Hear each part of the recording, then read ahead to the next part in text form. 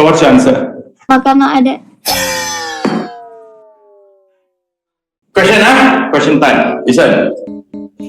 Awak tinggal di Sabah.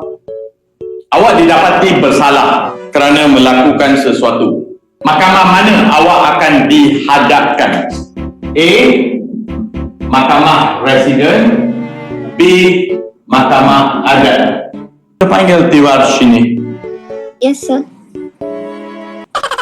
Stop. Yes sir. Yes sir. Answer. Mahkamah Adat. I said Sabah, right? Awak penduduk di Sabah. Did I say that, Tiwarshini? Oh, sorry, sir. So what's your answer? Mahkamah Adat. Sir,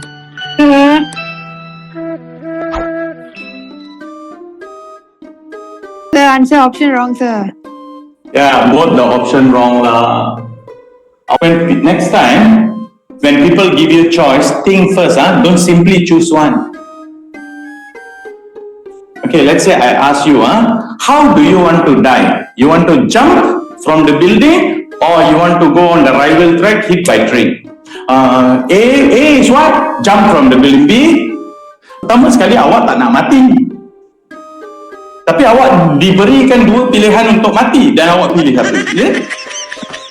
Cakaplah dua-dua salah, dua-dua saya tak nak.